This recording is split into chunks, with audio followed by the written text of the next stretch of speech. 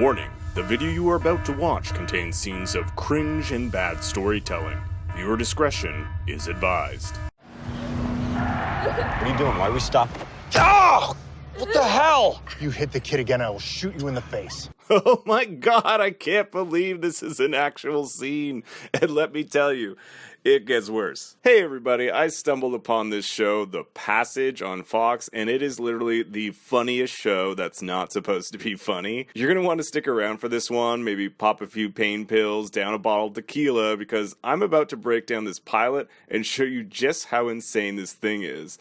Here we go, you crazy bastards. So the whole premise of this show is that a deadly flu is threatening to kill most of the planet, so these researchers travel to Bolivia in the hopes of locating a legendary 250-year-old man that can somehow help. Cause, you know, members of the CDC don't have anything better to do with their time than to look into old Bolivian folktales. And then for some reason they're accompanied by like a military team to find an old man. But hey, it actually works because they find this Gollum dude they keep trapped in a cage and they let him out. Fanny, get away from the cage! Okay, we're less than 2 minutes in and we're already getting some big logic problems. Remember, these guys are here because apparently this thing somehow has a cure for the deadly flu? And what do? They shoot the living crap out of it. 3 years later, Zach Morris has graduated from Saved by the Bell and explains that he's with Project Noah, a government agency on the brink of finding a cure for all disease. A drug that makes people immune to disease. Infectious diseases like AIDS, Ebola, SARS. SARS? What is this, 2003? Oh, by the way, his real name in the show is Brad, but fuck it, I'm gonna call him Zach anyway. So they get this guy on death row to be a test subject for their science experiment because, you know, that doesn't break any ethics laws. At Project Noah, the scientists sit around in this big boardroom with videos of people dying in the background and explain what's going on for all of us dum-dums. We could try incubating in mammalian vero cells. No, that'll take too long. You need extended passaging with antitryptic activity. Oh yes, the antitryptic activity! Why didn't I think of that? Anyway, we find out that this Chinese avian flu is quickly spreading, leaving the scientists with about 3 months until it makes its way to the US. How do they know it's going to take 3 months? Science, I guess? And apparently the only solution to figuring out how to cure this disease is through these vampire creatures. But in order to synthesize a cure, they need to test it on a kid. So they do the only logical thing and kidnap one. Zach Morris and Lieutenant Kid Slapper, we'll get to that in a bit, go pick this girl up and, oh god, just listen to Zach talk to this girl about her mother's death. I'm Agent Doyle. This is... Brad Wolgast. Hello, Amy. We understand your mother died. We're very sorry for your loss. Hello, Amy. I am a normal human who cares about your loss. I will not kidnap you. Now this is where things start to get real good. Amy bails and the two men chase after her, and watch this.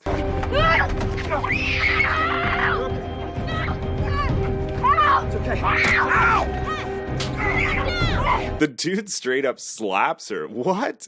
Picks her up over his shoulder, and one dude is like, hey, what are you doing with that girl? So they toss her in the back of the car. Then my favorite. What are you doing? Why are we stopping?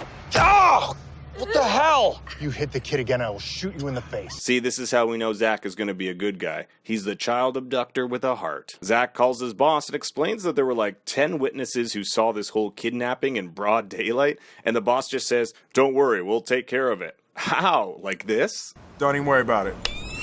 Then Amy gets car sick, so they pull over in broad daylight where A, she can just run, or B, yell for help. For God's sakes, they're in the middle of downtown. Back at Project Noah, it's nice to see they gave these vampires some nice foliage to spruce up their cells. So this doctor guy is just chilling, watching his old friend, cause I guess that's what you do. And out of nowhere, this random guide comes up to him and tells him he's having nightmares about him. Who is this guy? I mean, like, maybe he's the guy who cleans the windows, cause he has a rag here. Anyway, it's just like he was randomly put here to explain that vampires give nightmares. And it's lunchtime. Yummy! Back in the car, they pass a carnival. And this is so unbelievable. They've just kidnapped a girl about an hour ago, and they decide to make a pit stop at the carnival. The girl that is supposedly going to save millions, and they just decide to stop for some fun and games.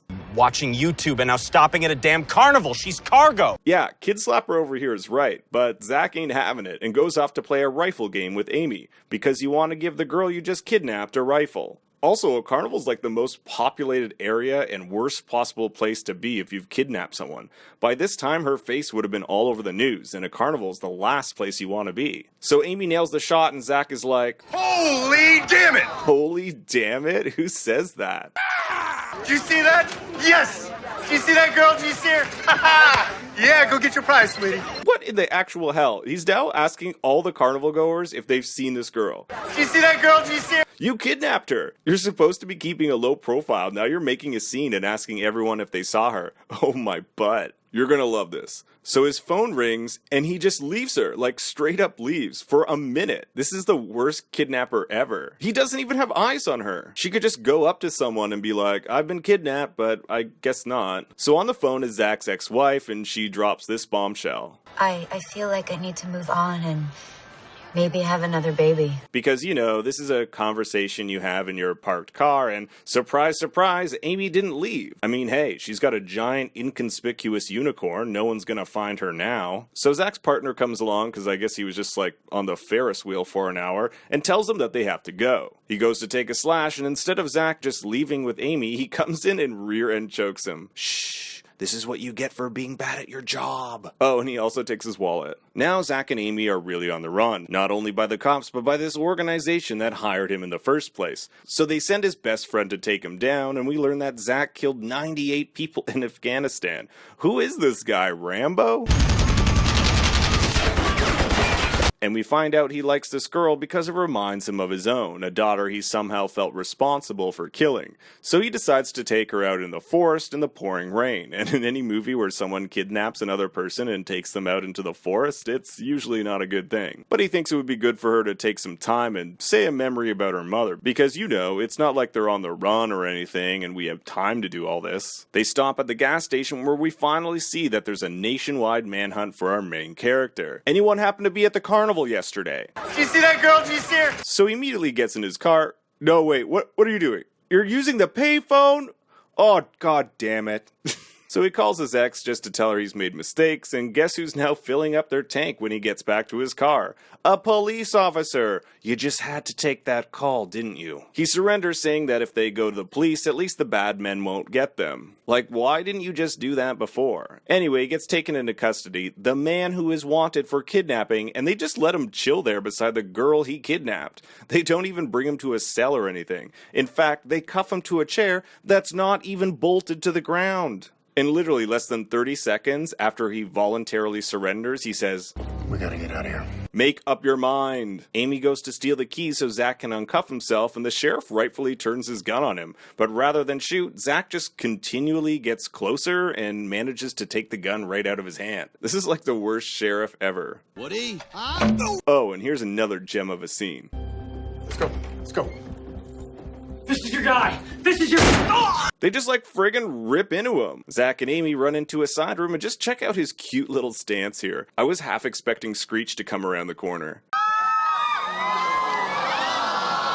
Zach fights off some dudes and randomly opens a drawer to conveniently find a clip of ammo. Like, what the hell? How did he know there was ammo in there? Why is there ammo in there? None of this makes sense. So they're about to make their exit when they're stopped by the main bad guy, and the writer here commits the biggest sin a writer can do. Deus Ex Machina. Basically when some external force happens that helps the character in some way. And what is the Deus Ex Machina here? When all looks to be lost for our duo, some random sparks go off in the background, allowing Zach to shoot a fire extinguisher, concealing his way out. But like, seriously, look how pathetic this fire extinguisher is. I can't see. And here they are making their getaway while the dudes with the automatic weapons don't even fire at the tires or them or anything. So the episode ends with Amy and Saved by the Bell driving off into the distance, and we discover he's shot. Oh, I'm shot. Now, I did put myself through the torture of watching the first 10 minutes of episode 2, and it gets even more insane as a gunshot wounded Zach manages to get on a school bus full of children by faking that Amy is his daughter, who is apparently new to the school. Are you actually kidding me?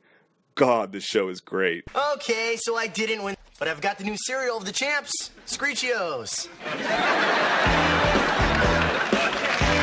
Thanks for watching, everyone. Smash that like button and make sure to subscribe and leave a comment below. More videos on your way, so get that bell on so you can be notified as soon as I come out with a new video. And remember, Daddy loves you very much.